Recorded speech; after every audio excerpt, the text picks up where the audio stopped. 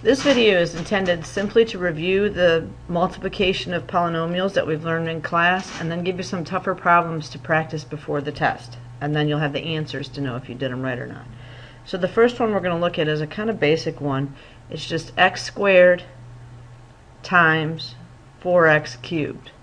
Something I think we need to make clear is if I wrote it like this,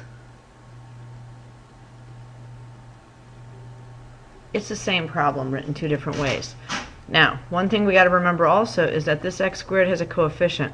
So the way we're going to start this is to multiply the coefficients, or the integers, or the numbers, however you want to look at it, first before we start doing the variables with the laws of exponents. So 1 times 4 is the same as it's always been, 4. When we multiply common bases, which are these x's that are raised to powers, x squared times x to the third, we add the exponents.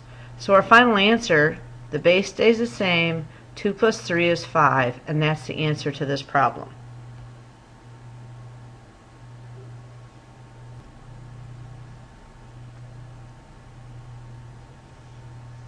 Okay, so now we're going to try a second problem. That's just a tiny bit more complicated. We're going to have 6n squared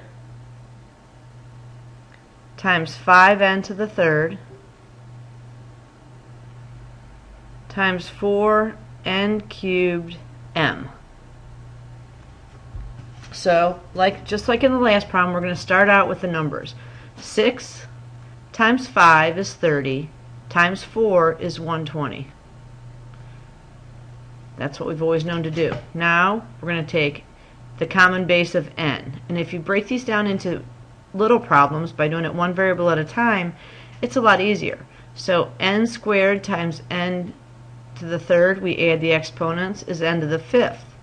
Then we're going to take that and multiply it by n to the third. We're going to add that 3, and we're going to end up with n to the eighth. This m has nothing to be multiplied by, no common base, so it remains the same, and that's the final answer. Okay. Now we're going to get one, we're going to throw some negatives in, because sometimes we seem to have problems with that.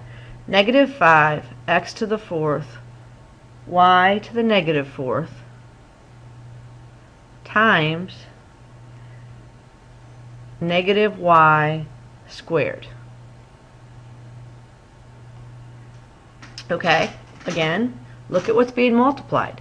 This negative 5, do you know what to multiply it with? The coefficient of this y squared is a negative 1 squared. So negative 5 times negative 1 is positive 5. Nothing has changed when we do the integers. Now this x to the fourth, there's nothing to combine it with, so we're just going to leave it as x to the fourth. Now we have y to the negative fourth times y squared.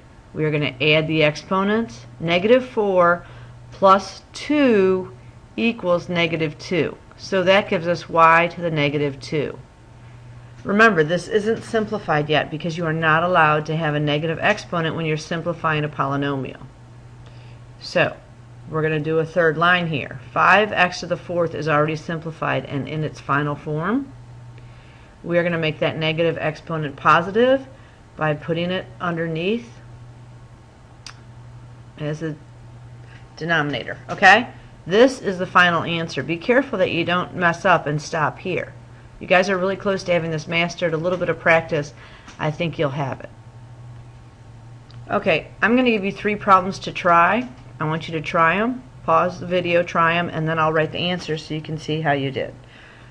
The first one I want you to try is 8p to the fourth times 4p cubed. The second one I want you to try is negative 8 y to the fourth, y x to the fourth times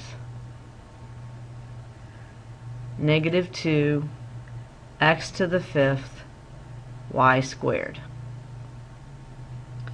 Okay, give those two a try. Okay, here's the answers. How'd you do? The next video is going to put in raising it to a power, and then we'll do a video on dividing, and then we'll combine it all together because that's what you have to be able to do on your test.